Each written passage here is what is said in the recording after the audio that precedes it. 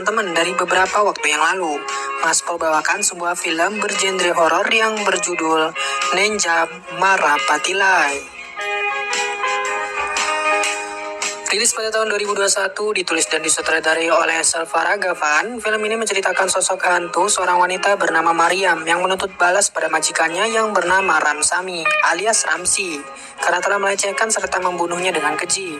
Mariam terus menggentayangi rumah Ramsi hingga dendamnya terbalaskan. Sosok Mariam diperankan oleh Regina Cassandra, sementara Ramsi diperankan oleh SJ Surya.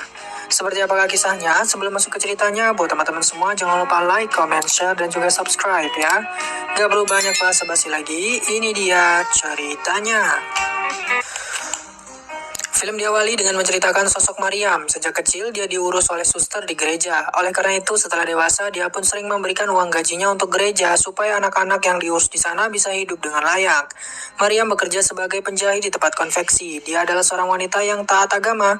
Suatu ketika, ia mendapat surat jawaban atas lamarannya menjadi seorang babysitter.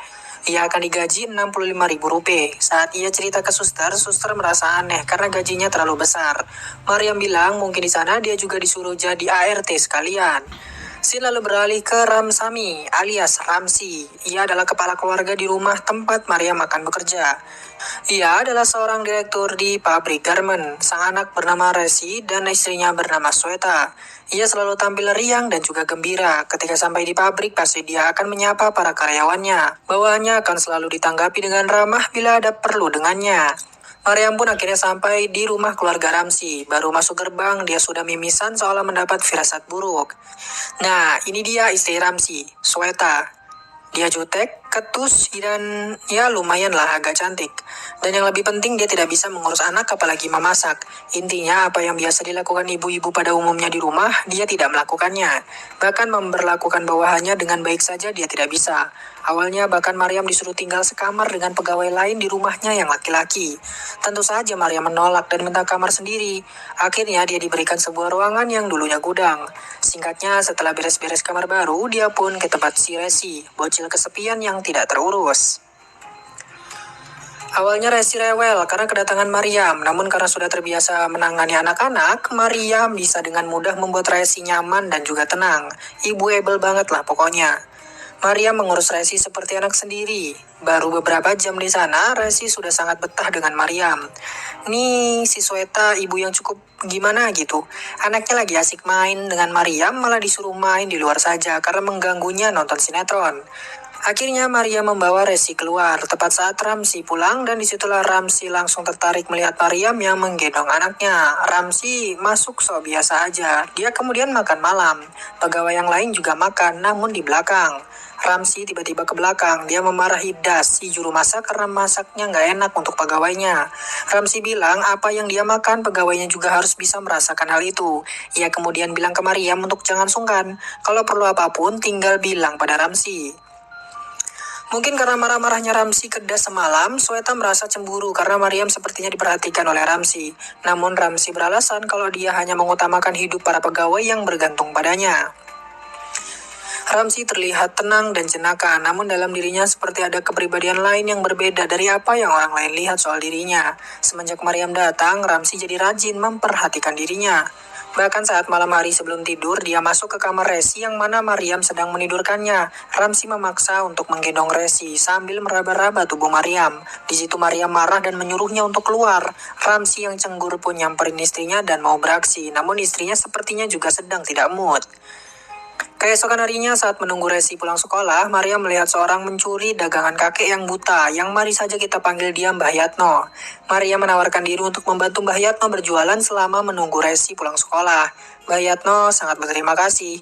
Ia memberikan Mariam makan siangnya dan langsung pulang. Mbah Yatno juga sepertinya orang yang taat agama. Keesokan harinya, Ramsi bekerja sama dengan dokter pribadinya untuk pura-pura demam sehingga dia tak perlu pergi ke kantor. Sebagai gantinya, Sweta lah yang ke kantor. Ramsi memanfaatkan keadaan itu untuk mendekati Mariam. Ia kembali menggerayangi tubuh Mariam beralasan untuk memandikan Resi bareng. Mariam pun marah dan mengusir Ramsi. Hari itu, Ramsi terus mengikuti Mariam dan Resi. Dia sok-sokan perhatian untuk menarik simpati Mariam. Malam harinya, ia pergi ke sebuah pesta koleganya. Kolega-koleganya sendiri sebenarnya tidak menyukai Ramsi. Nah, saat mengobrol bareng, anjing si pemilik pesta tiba-tiba mau menyerang Ramsi dan membuat outfitnya Ramsi basah tersiram minuman. Hal itu membuat para undangan mencibir dan mentertawakannya. Ramzi terlihat fine-fine saja di luar, namun ketika masuk ke dalam kamar mandi, ia pun menunjukkan watak aslinya. Ia mengambil sebuah bilah besi dan membunuh anjing itu. Tanpa rasa bersalah, ia kembali ke pesta dengan wajah yang ceria. Ramzi dan sang istri pun akhirnya pulang. Setelah merebahkan sang istri di kasur, ia kembali berulah dengan berpura-pura lapar dan meminta Prem, salah satu pegawainya, untuk membangunkan Mariam agar membuatkannya makanan. Ya, si Ramzi sok-sok marah ke Prem, bilang kasihan pada Mariam yang harus bangun. Namun Mariam tak keberatan dan memasakkannya nasi goreng. Meskipun dipuji sedemikian rupa, namun Mariam cuek saja dan kembali ke kamarnya. Esoknya saat di kantor, dia ingin cepat-cepat pulang untuk bisa mengetahui perkembangan soal Mariam. Ketika malam pulang kerja, dia mendapati bahwa Prem sudah bonyok. Semua karena Prem mengoceh terus soal Ramsi yang membuat Mariam muak dan menonjoknya. Prem pun minta izin untuk tidak bekerja selama 5 hari karena matanya rasanya masih sakit. Ramsi pun mengizinkan, bahkan akan mengirimkannya makanan. Setelah dirasa rumah cukup sepi dan sudah pada tidur, diam-diam Ramsi memeluk Mariam di kamarnya dari belakang. Ia berpura-pura mabuk dan memanggil-manggil nama Sweta. Mariam yang marah langsung memanggil Sweta melaporkan kebejatan suaminya itu. Sweta malah menyalahkan Mariam karena tak memaklumi kondisi suaminya yang mabuk. Ia bahkan mau memecat Mariam. Tentu saja Mariam tidak keberatan sama sekali. Yang keberatan malah Ramsi. Ia minta maaf berdalih karena mabuk. Ia ingin Mariam tetap tinggal demi Resi karena Resi sudah sayang padanya. Ia bahkan akan menaikkan gaji Mariam sebagai bentuk permintaan maaf. Dengan manja, Ramsi minta dibawa ke kamar pada Sweta. Mariam kemudian mau curhat ke suster soal apa yang dia terima di keluarga Ramsi. Namun setelah mendengar kalau anak-anak di gereja senang mendapatkan makanan yang layak dan cukup, Mariam mengurungkan niatnya untuk keluar. Setelah kejadian itu, Mariam tetap merawat Resi dengan baik. Akhirnya, Sweta memberikannya kenaikan gaji jadi 100.000 rupiah setelah melihat Mariam merawat Resi dengan tulus. Suatu ketika saat Mariam sedang bercermin, ia sekilas melihat pantulan kaca yang menunjukkan kalau dirinya terluka. Ia langsung kaget dan memeriksa cermin itu, dan benar-benar sudah retak. Sementara itu, Ramsi masih terus mengatur rencana bagaimana dia bisa mendekati Mariam. Saat di kantornya, dia menelpon sang mertua, bilang kalau Sweta rindu pada ayahnya. Ia meminta mertuanya itu untuk menyuruh Sweta berkunjung ke sana sejenak untuk melepaskan rindu. Kebetulan ada rapat dewan di sana dan mertuanya mengiyakan. Ya, setelahnya Sweta menelpon dan bilang kalau dirinya disuruh pulkam selama 5 hari. Dengan so bijak, Ramsi bilang dia akan menjaga Resi dengan baik. Ramsi malam itu pulang dengan sangat bahagia menuju ke rumah. Saat di rumah, seolah semua orang menyuruh Mariam untuk turun menyambut Ramsi. Begitu turun, tak ada Ramsi yang muncul dari mobil dan rumah nampak sepi. Ia memanggil Salvarat. Salvarat bilang kalau Prem sedang istirahat di rumah belakang karena demam sejak ditinju Mariam. Karena merasa bersalah, Mariam bilang dia akan menjenguknya sambil membawakannya obat. Mariam pun ke tempatnya Prem. Begitu masuk rumah belakang, sudah ada Ramsi yang cuma pakai kaos dalam saja. Rupanya Ramsi melakukan perkaosan pada Mariam. Entah karena berontak, namun keadaan Mariam kini sudah terluka. Mariam bilang dia akan melaporkan apa yang diperbuat oleh Ramsi. Ramsi yang terbayang akan dipenjara, kemudian menyuruh para pegawainya untuk menghabisi Mariam. Keempat orang itu pun masuk dan memperkaos Mariam secara bergilir, lalu membunuhnya. Mayatnya dikuburkan di halaman belakang.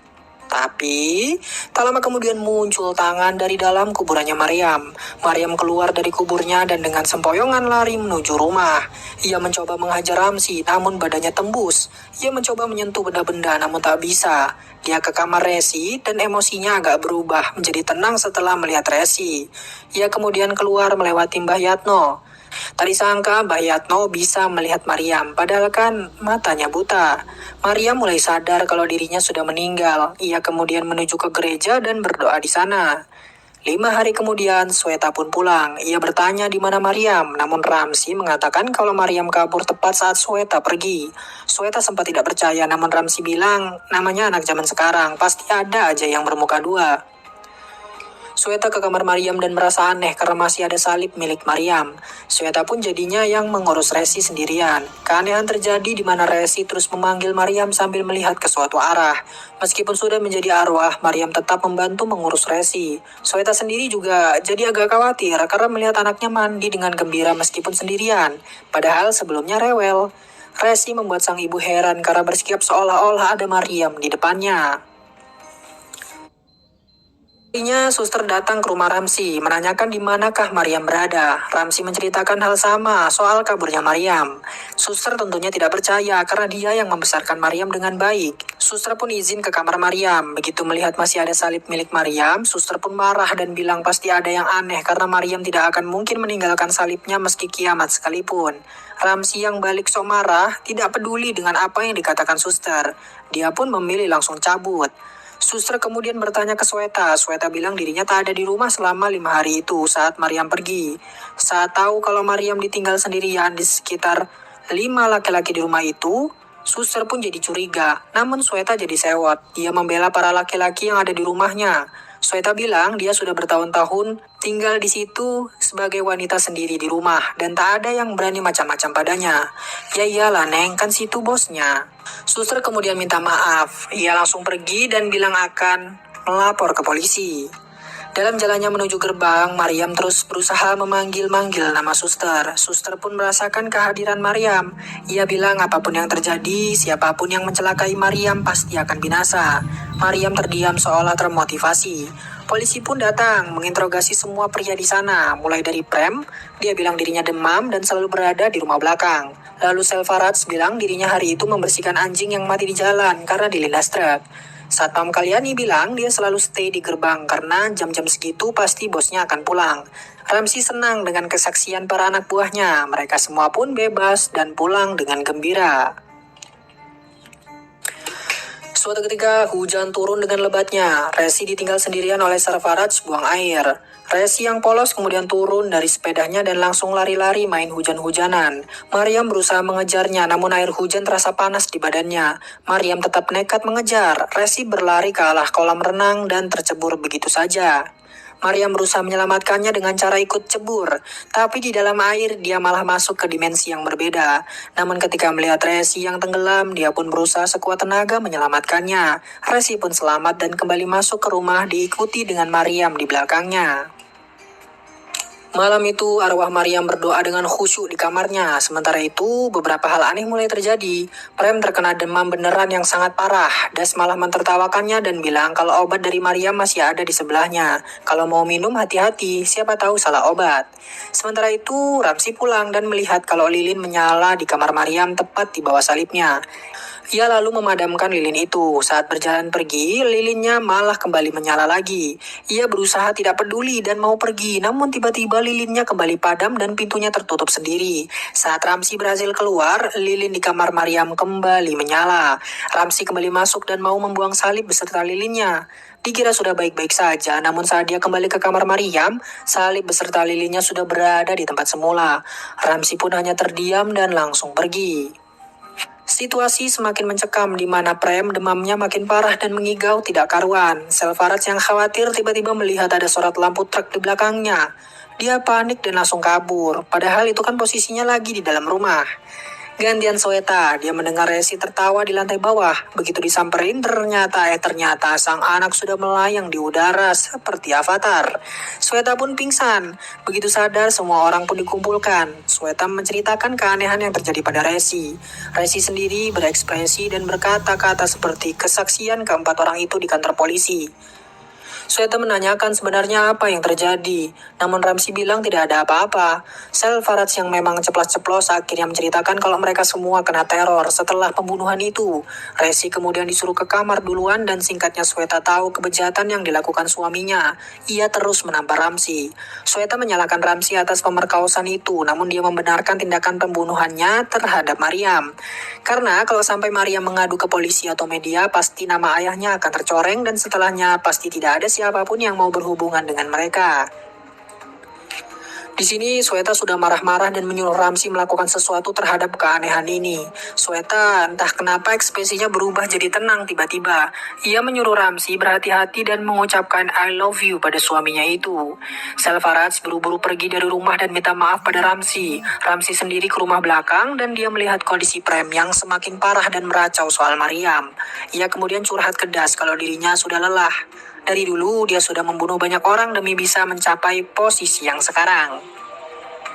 Dengan memasok narkoba untuk Sweta, kini Ramsi malah bisa menikah dengannya sampai punya anak satu. Ramsi bahkan dapat pabrik dan hidup mewah dengan semua kekayaan mertuanya. Hidupnya terasa baik-baik saja sampai hantunya Maria meneror mereka. Nah, si Prem terus-terusan berteriak dan Ramsi terus menyuruhnya diam.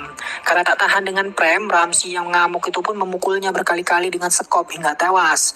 Dengan kalem, dia menyuruh Das membakar mayat Prem. Kalau dikubur, nanti takutnya gentayangan juga seperti Mariam. Kan repot kalau nambah satu.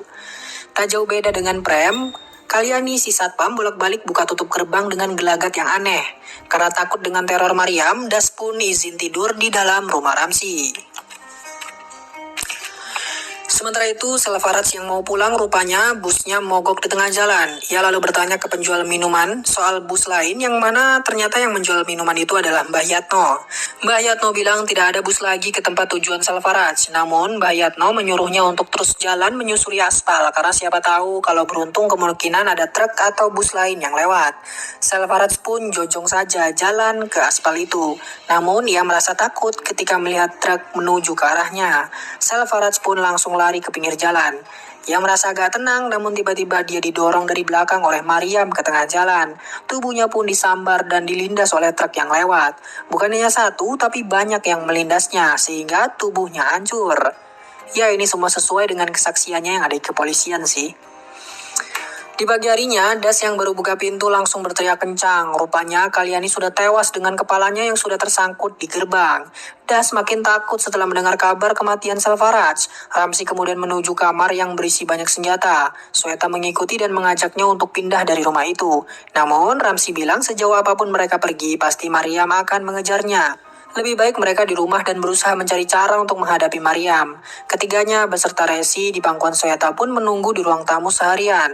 Saking takutnya bahkan Das tak berani masak. Alhasil Ramsi yang masak dan mereka makan seadanya. Seharian itu mereka ketakutan. Hingga pada keesokan harinya, bel pintu pun berbunyi. Saat Das mau membukanya, tiba-tiba tubuh dari para pegawai yang tewas terlempar ke dalam rumah. Seketika tubuh itu hilang dan berganti dengan perosotannya Resi yang terbang sendiri. Ramsi yang tak takut kemudian meremehkan Mariam dan menyuruh Mariam muncul kalau berani. Sontak sosok Mariam pun muncul dalam jumlah yang banyak. Ramsi berusaha menembakinya namun pelurunya tembus. Mariam mau membawa Resi, namun Ramsi kemudian memeluk Resi dan mengancam Mariam bila mendekat maka dia akan menembak Resi. Mariam yang tak mau Resi kenapa-napa kemudian diam dan pergi. Dia bilang akan menunggu mereka di luar. Sweta yang kesal pada malam itu menyuruh Das membakar tubuh Mariam, namun Das menolak karena takut akan dibunuh oleh Mariam. Sweta sendirilah yang kemudian keluar dan menggali tubuh Mariam. Begitu terbuka, dia langsung mengguyur bensin dan membakar jasad Mariam. Sosok Mariam yang sedang di gereja pun perlahan menghilang.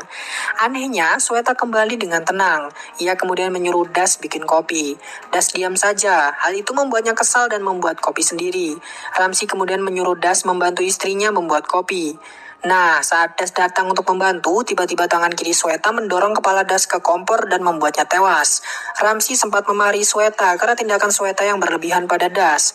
Ramsi kemudian sadar bahwa kemungkinan tubuh Sweta sudah dirasuki Mariam. Tapi Mas Persi masih agak nggak percaya ya, karena ekspresi Sweta tidak seperti orang kerasukan. Ia pun kemudian mengajak Sweta bergelut. Pertarungan berlangsung sengit bahkan sampai ke outdoor dan itu di tengah hujan yang lebat. Ramsi ditendang sampai masuk ke dalam kolam, lehernya dicekik saat di dalam kolam tersebut.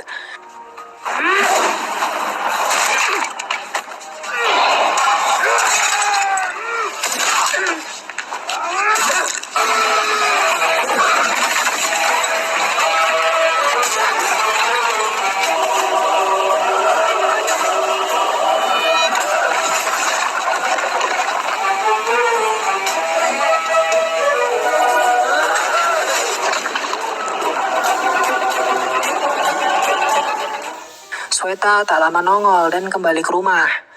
Disusul dengan Ramsi yang juga langsung ngacir ke dalam rumahnya.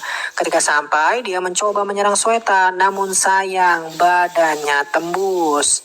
Sepertinya Ramsi kini sudah tiada. Film pun ditutup dengan Sweta yang tenang minum kopi, beserta dengan sosok lain Ramsi yang turun panggung. Tirai pun ditutup dan film pun selesai. Itulah tadi alur cerita dari film Ninja Marapatilai. Gimana nih menurut teman-teman, film horor India yang satu ini? Menurut Mas Pur sih nggak horor-horor banget ya, karena hantunya masih benar-benar nongol nih jadi manusia. Dan lebih terkesan dramanya sih daripada horornya. Ya itu menurut Mas Pur sih. Gimana menurut teman-teman semua? Jangan lupa komen-komen di bawah ya. Sekian dari Mas Pur kali ini, sampai jumpa di film selanjutnya.